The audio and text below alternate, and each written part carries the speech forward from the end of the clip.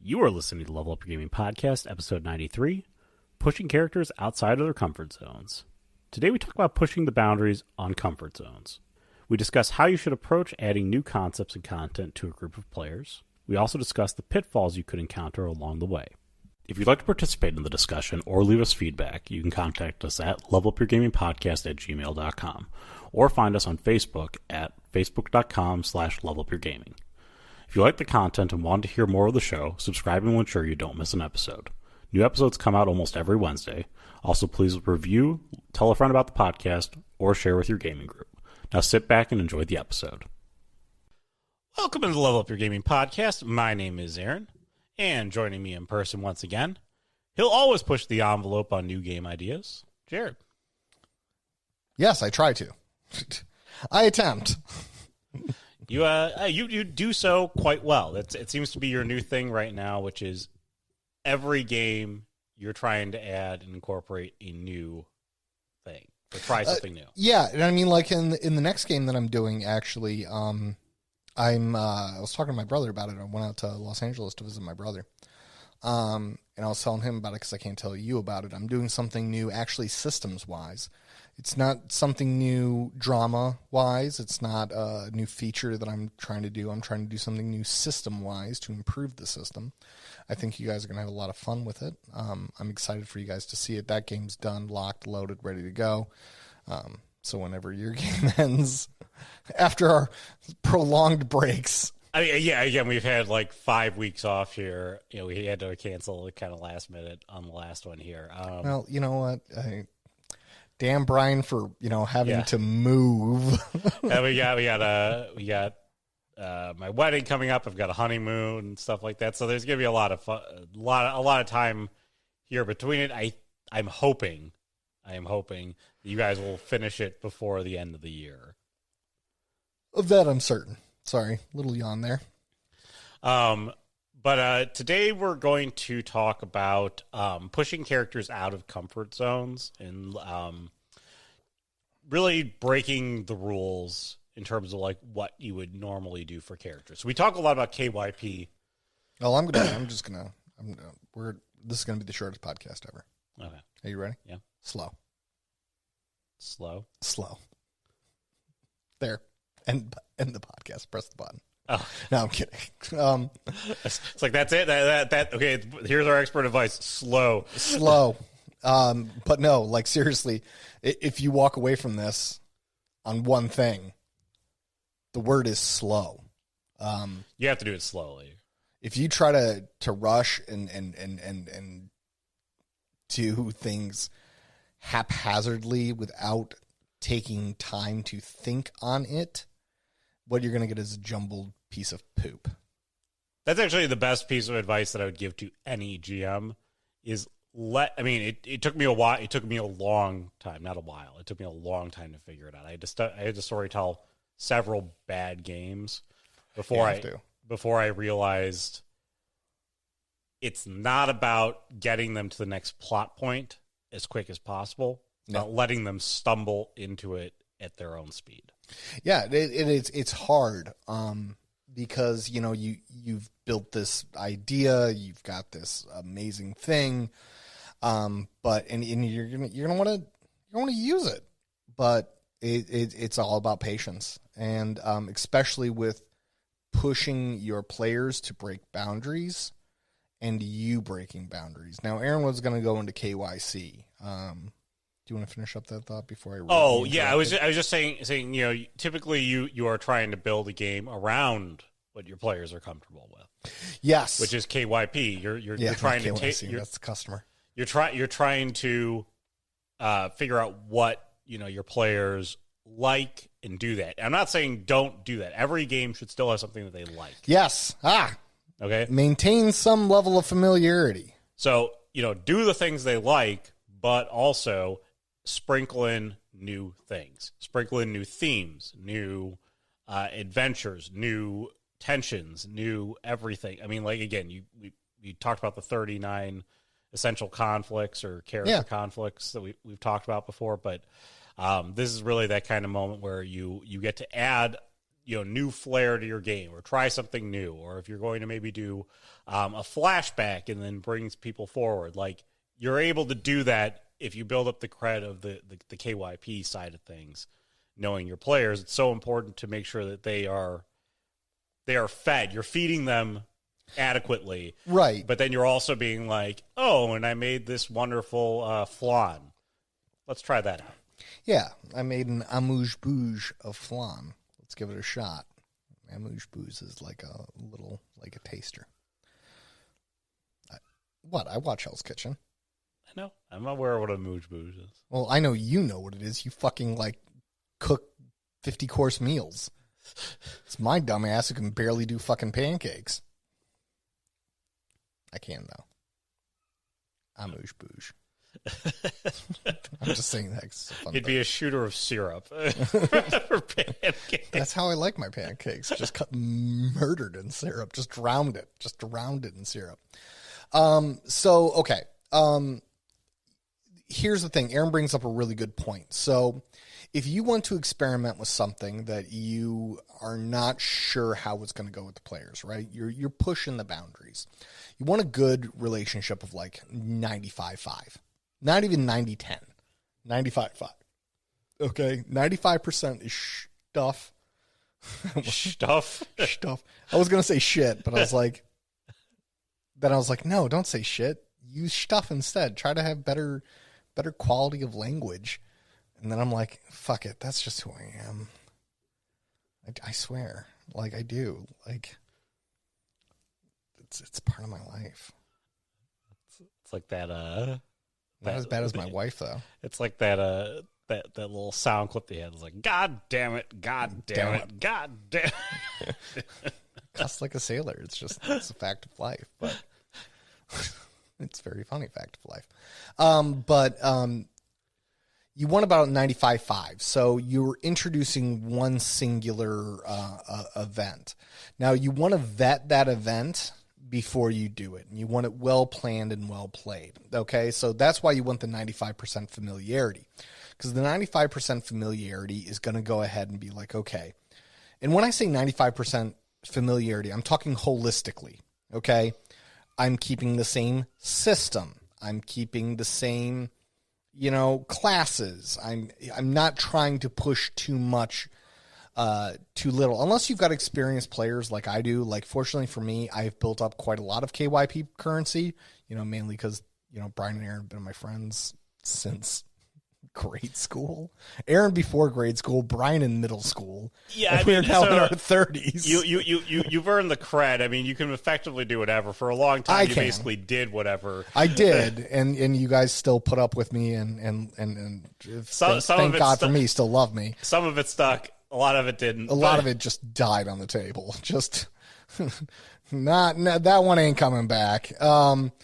But, if you might have built up a little bit of currency, but you haven't unlike my players who've experienced a whole lot of different changes in themes, moods, games living, games dying, games going for 3 months and then Jared suddenly cutting it off. Poor bastards. I'm so sorry. I mean, the reality is that in doing so, the big thing that I think you need to understand if you're listening to this is it's not like you don't need to have the same story. It doesn't always have to be every story is because the players like the story of fighting the necromancer. No, it's not that. It's that if your player is driven by liking story elements and not more story, less player driven story. Okay, then you better have your story still be mostly story. Yeah, it should be mostly you controlling the action. You changing the elements of the story, which is where you're trying to change something new, or maybe trying to give the player a little bit of direction, saying you have a little bit of impact to tell me how this kind of story fleshes out. Right. Okay, but for the most part, it's still just story that you've come up with, but the player's actions, it's very choose your own adventure then. That gets you to the end of the story. Precisely. And really, so when we say 95-5, we do really mean holistically. For example, I think one of the best examples actually that I can have of this 95.5 is Red Lake. So Red Lake was not a PG-13 game. It encompassed themes of nudity was a thing. Because the players, as they investigated the victim, had found nude photographs on her computer.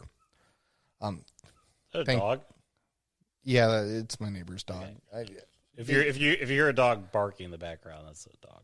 Yeah, and Allie always wants to go out and like rescue that dog every time she hears it yelp. But it's like it's gotta go pee. I don't know what it's doing. Like, not my dog. My kittens know. Like, if my kittens yelp, I'm like, oh my God, we gotta take her to the vet right now. But no, it encompassed themes of nudity, which was new. I'd never introduced nudity into a game before, especially pictures of nudity. But it was part of that story. It was a crucial part that led them down one of the potential reasons she could have been murdered. And it actually was one of the motives in the end, because these photos had gotten leaked to, and the villain had stumbled upon them, and that's how he'd become obsessed with her. So it was, but for 95% of the story, it was a Jared horror, White Wolf system, action scenes, one to every 2 sessions, music implied, vague maps, and his crappy handwriting. It was almost, it was a typical Jared game, except for this thing. And I'm like, suddenly, like, holy shit, there's a nude person, and there's a nudie in the evidence. And it was different. I mean, but the thing is that I knew my players, that my players are mature. I wasn't like pornography. It wasn't like that, but it was definitely nude stills. But I knew my players enough, and like, I got to tell you, I will tell our audience right now, my teeth were on edge with that one. Like, I was like, fuck, I might be pushing this way too far, because I wouldn't know if Brian or Aaron would get upset like Jared. That was distasteful. What if my fiance looks at my computer while I'm gaming and suddenly there's a nude photograph? Now I got to explain why there's porn on my computer. And I was on edge, because I'd never, and it was funny because even as a rational human being, I think both Aaron and Brian could have very adeptly. I mean, Brian's married; he's been married way longer than I have. Could have looked at his wife and been like, "Yeah, it's a nude photograph from a game that Jared's making." And I assume his wife would have been like, "Okay, yeah, you guys game. You guys have been doing it for years." Jared's not just forwarding us porn. Jared's not just forwarding us porn.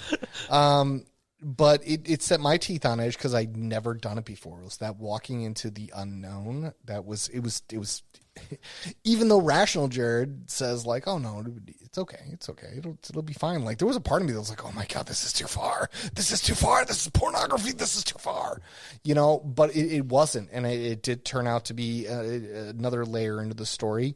I don't think it was too upsetting for my players, but I also think that it added a different flair. Like, holy shit, Jared's really going, this ain't PG-13 no more. We are now officially in the R-rated films.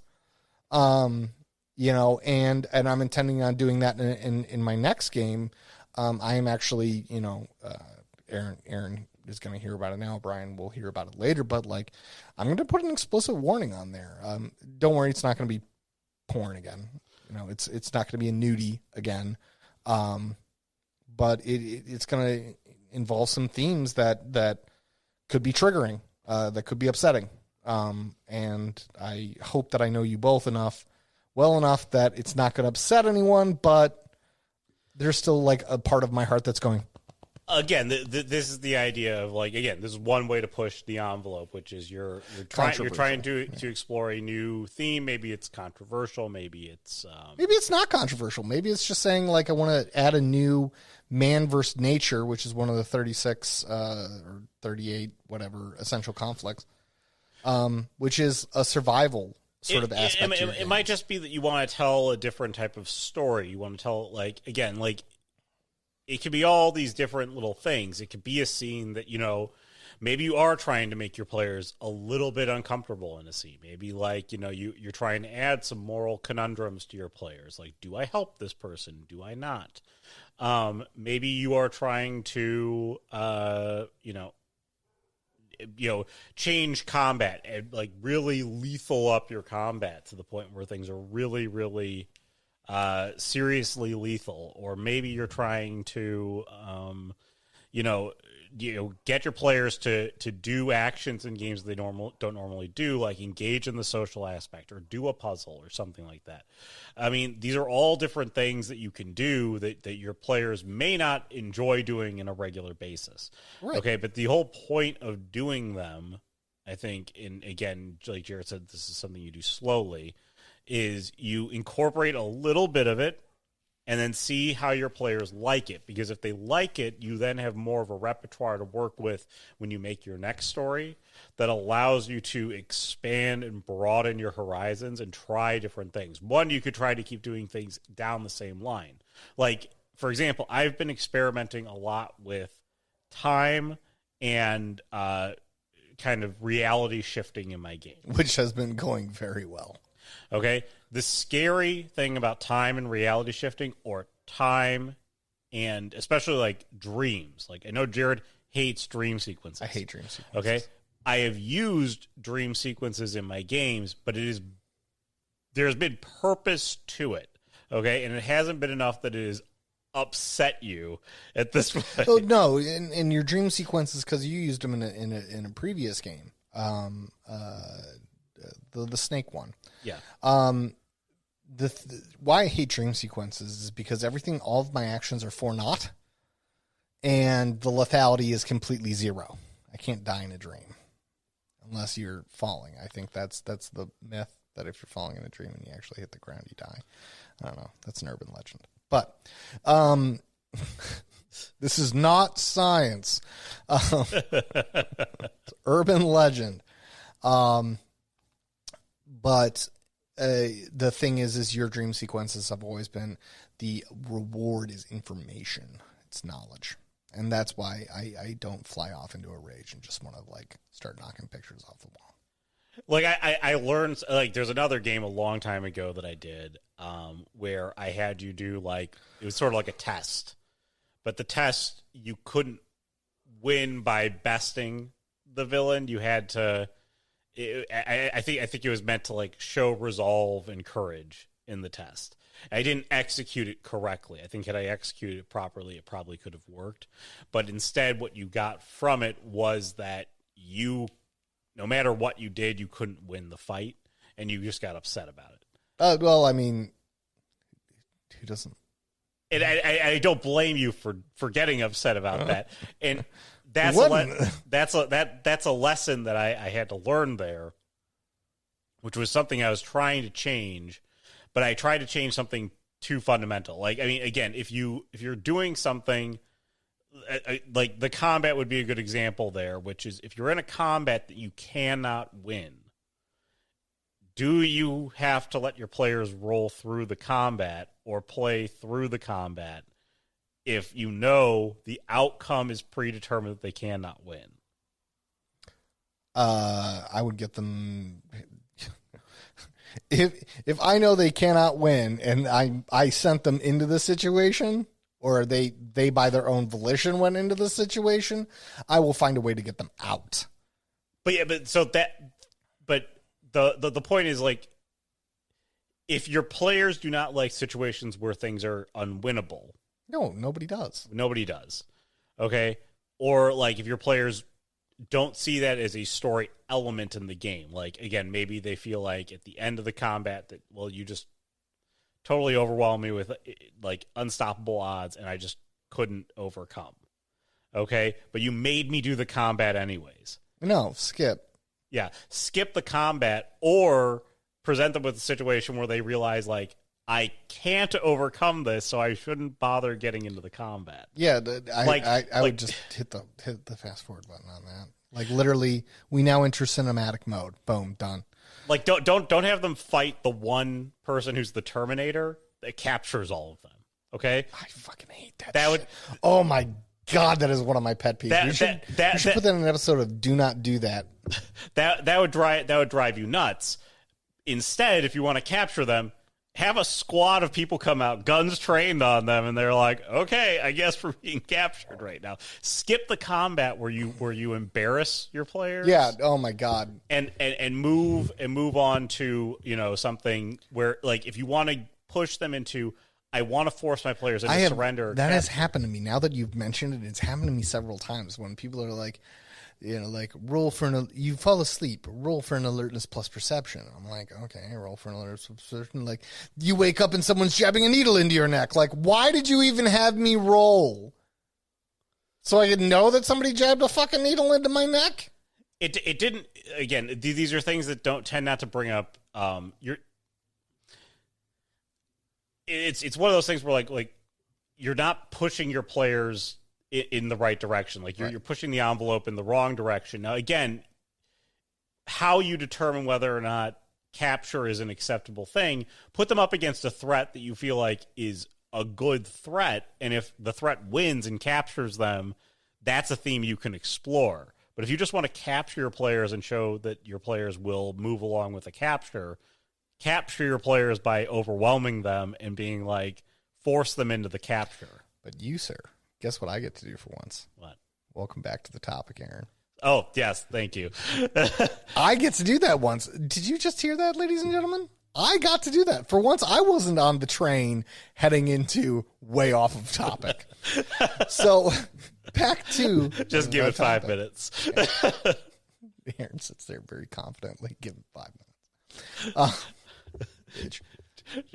Jared's staying on topic, pushing him outside his comfort zone. There we go. There's pushing me outside my comfort zone. So, when you're doing this, as Aaron said, like, it's hilarious because, I think we started off this podcast with saying something about an amuse-bouche. The small tasting, and that's what you're really starting off with, is the small tasting, and you're seeing if your players like it. Now, the trick is that some people, it's not a fucking trick. I don't know what the fuck I'm saying. This one simple trick will... Fuck you. Fuck you. So... Number 8 will amaze you. Number 8 will amaze you. I am clickbait. You're bad, dude. Now you're trying to pull me off topic. So, once you get in the taster and everyone goes, "Oh my god, this was freaking awesome. That was a really cool scene." There's going to be a part of you that's going to be like, "This is now in the toolbox. Going to use this for everything." Trust me, it is going to be a natural urge. You're going to be pulling off that high of success, like, "Oh my god, I tried something dangerous, and it worked. Now I want to use it all the time." And that's it's kind of a stumbling block. Trust me, I know. I've done it. I've done it 100,000 times. You need to be measured with it. So the first time, you gave him an amuse-bouche. Next time, give him a freaking appetizer. It happens twice in a game, maybe 3 times. Okay, but you're still at this time. When you've got this new theme. Let's say it's graphic, kills. Right, so you're giving more of a description of what happens when people bite it. Right, you're saying like the blood falls from the lip and blah blah blah. Right. So the thing is that you should still only be looking at like an 80-20. Because guess what? Just because your players like the amuse-bouche, now you're going to see whether or not they like it with frequency. Your players might like chocolate mousse, but maybe they don't want to eat it the entire meal. Right, exactly. So next time try it with just a little bit more. Maybe have it happen 3 times in a game and see if the players are still hooked on it. And before I forget, because trust me, we all know me. I'm very forgetful. One of the key points to this, and this is hard for a lot of people. It's not hard for me. I enjoy this quite often. One of the keys to this is feedback. You have to go out for feedback after it. It's hard for some people to receive critical feedback. Fortunately for me, I live off of critical feedback. But you're going to have to, at the end of game, be like, hey, guys, I tried this new thing. What did you think? You need to steel yourself for the possibility of being like somebody being like, pfft.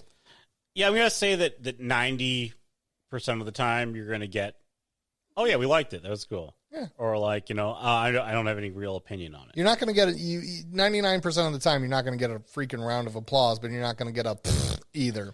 Every now and then you're going to have people who go like, that was really cool. I really liked that. That was very interesting. I thought I really enjoyed that. It made it the scene very gripping.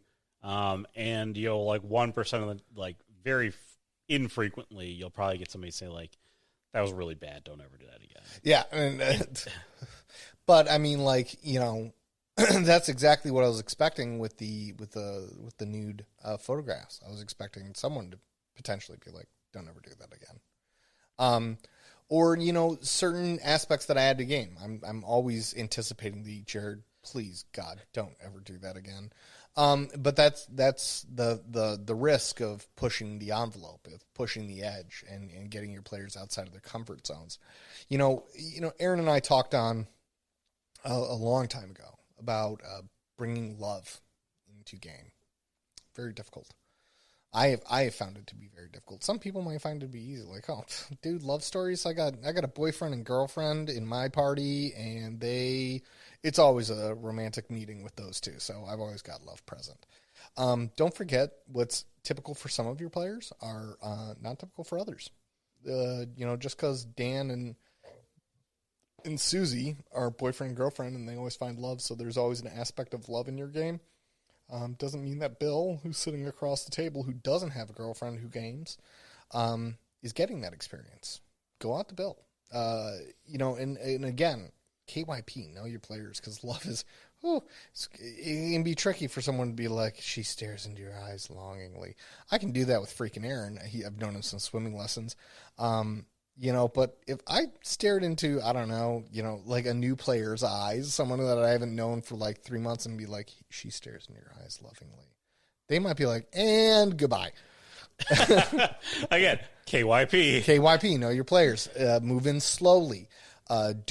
Start a love scene with someone who would be comfortable with the idea, and then consider expanding it. But you're going to require feedback. You're going to need feedback. You need to steel yourself for the critical feedback, accept that some of these experiments are going to fail. They're going to fail. Some of your players are not going to like it. Like, dude. And that's where KYP doesn't come in, so you minimize the risk of people going, dude, that was pretty fucking stupid. Or please don't ever do that again. That's where knowing your players really comes into effect, because you might be tempted to bring a love scene into your games. It's so funny that the act of love is like so foreign in role playing, considering it's like typical in many other things.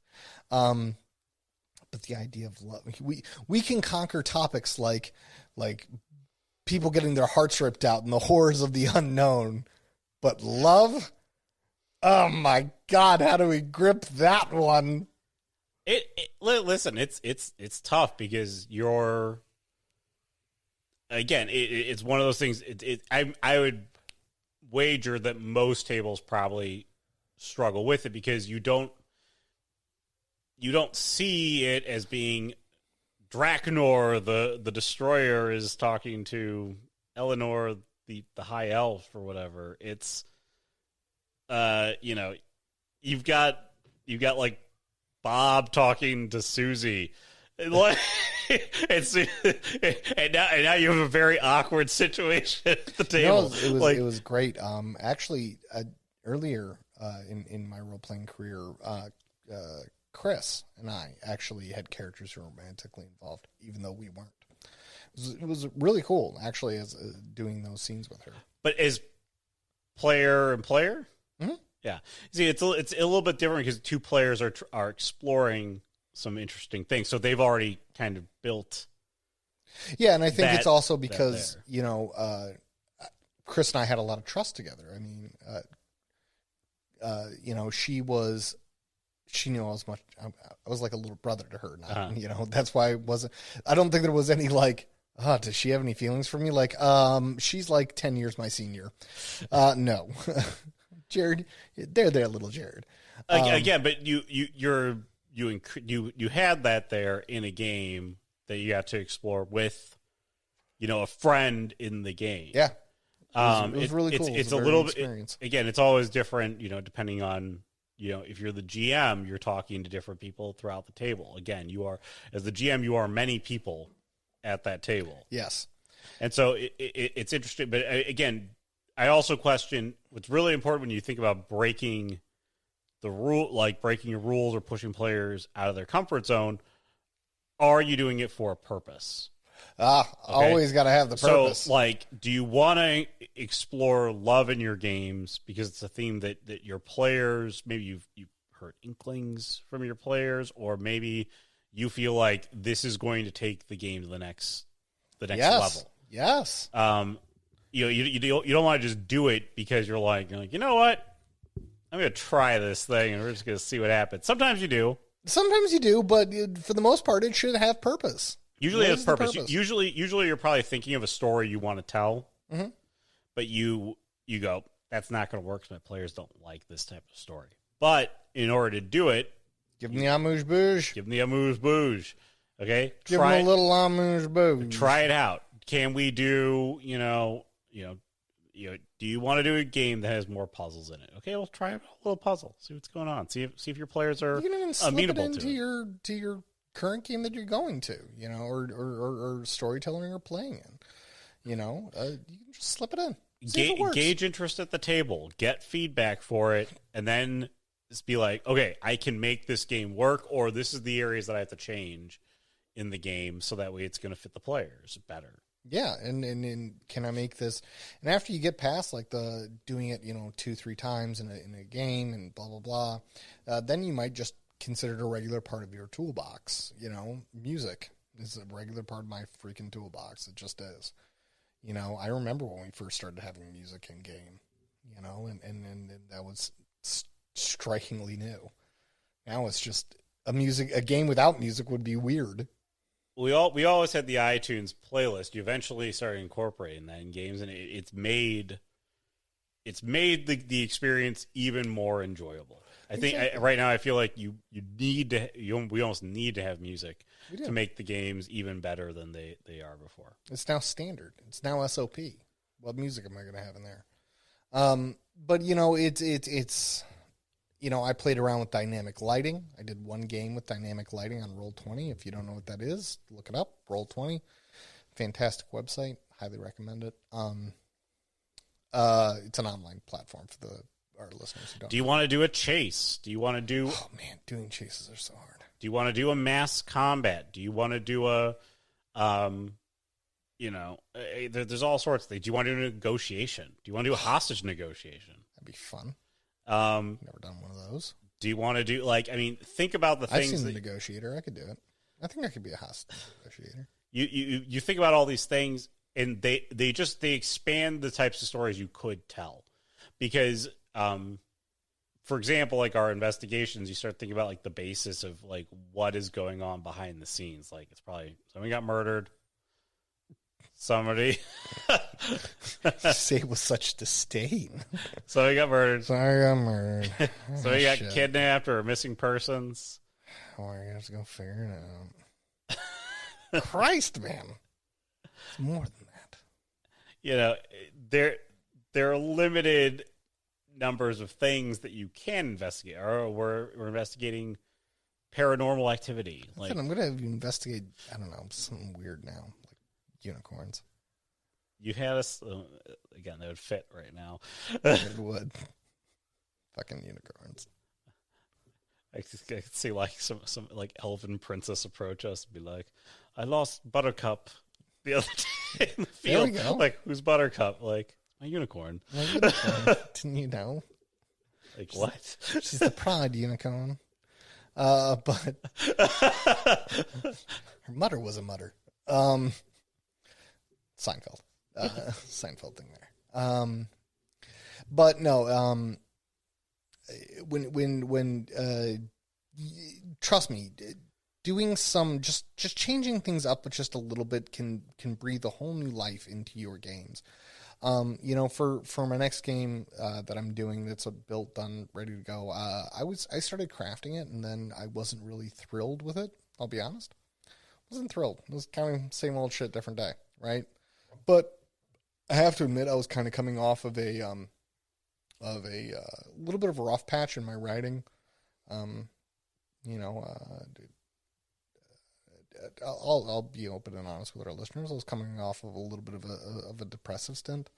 I think a lot of it was having to do with the amount that I was traveling. The just 1 week I'm here, 1 week I'm there, and I was never home. And I really, so I was dealing with some. You know what? I'm going to be open and honest with our listeners because I'm always open and honest about my OCD.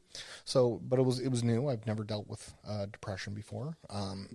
And I'm better now. I'm feeling a lot better now that the travel has substantially backed off.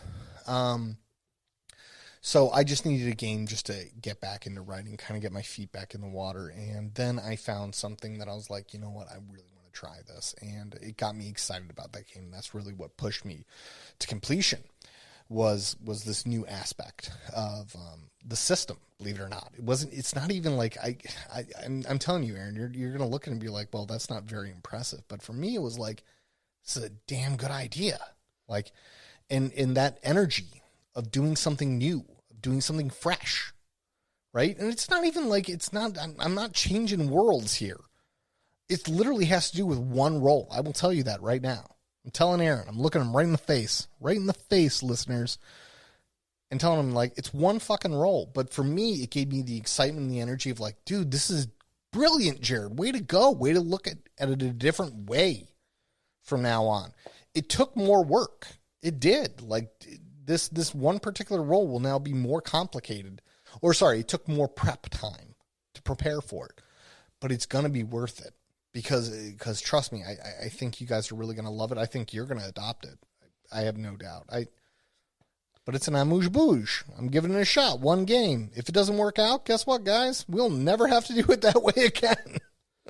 I tried something in this game as well that I'm running. You've been doing a whole lot of shit. So what? Okay, You've been fucking with reality, fucking with time. Like this game, if you like the end of it, it sets up a whole bunch of games. Like, I have a whole series of games that come off. You put us in space, motherfucker. What else are you doing? But one of the things I did is I adopted a piece from a different system, from the hybrid game system, that Matthias Johansson, he runs that one, and he has this the concept of the Ite points, and I've given both you and Brian Ite points. Yeah, and I've loved it. And it lets you do a dramatic. Yeah, I know you do. It lets you do a dramatic edit. It lets you do some different things, and it's something that I've never given the players before. I was like, boy, I wonder how they're going to do it because I have very cautious players. Okay, you do. So I feel like you guys like to stash these things to hold on to it. Brian used it. I know, it was shocking, but he did it in such the right way. Brian used it completely in character, and it was like, okay, I feel much better about having given it out now.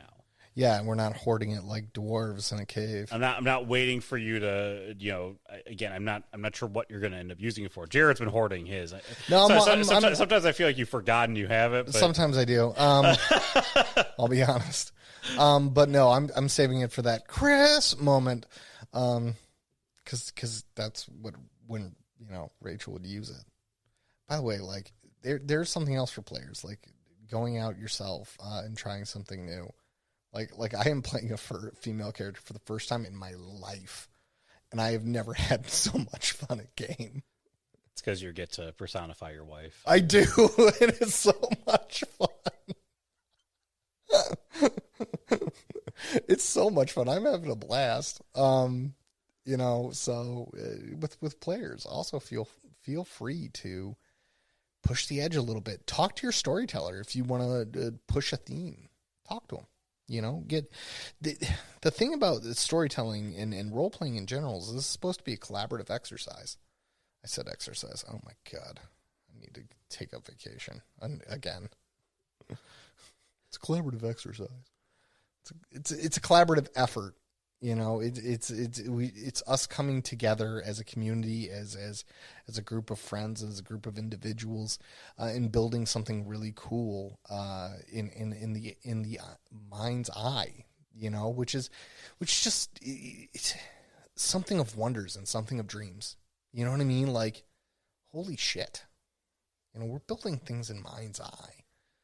I don't write a castle on a piece of paper. I write it in Aaron's mind, and then we get together and we play this collaborative game. So, players, don't forget to leap out. Maybe inspire your storyteller to do something new. Give them an idea. Okay, why don't you try this? Now, for you players, be ready for storytellers to be like, no. It's still their game. Give them their creative license, okay? Be okay with them being like, no. Because, like to be perfectly honest with Ken, he always wanted a romantic story. And he wanted, like, a deeply romantic story. And, I was just like, I don't feel comfortable staring into your eyes. I didn't. It's kind of funny. He left before I would get comfortable doing that shit. He left right when I was starting to get comfortable with shit like that. And he would have loved that shit. Well, hindsight. Anyways, you got anything else to add to this one, Jared? Nope, I'm good. Alrighty, that's going to wrap us up for this episode. If you like the episode, or if you got comments on the episode, you want to hear a topic yourself, you can contact us at levelupyourgamingpodcast@gmail.com or facebook.com/levelupyourgaming. You can also find us on YouTube. We're at youtube.com, levelupyourgaming. Go ahead and search for us. And think of a new way to smash that like button. Smash it. Then smash it. If you like the podcast, recommend it to a friend. Subscribe to the podcast if you're not already subscribed. We got a lot of great episodes keep coming out. We do appreciate it. Also review our podcast if you have the opportunity. Apple Podcast or Podchaser or wherever you get your podcasts. Just help us be more searchable for other people who want to also get involved in this community and this great hobby. But anyways, that's going to wrap us up for today. For Jared, I'm Aaron. Have a great week, everyone. Have a great week, everyone.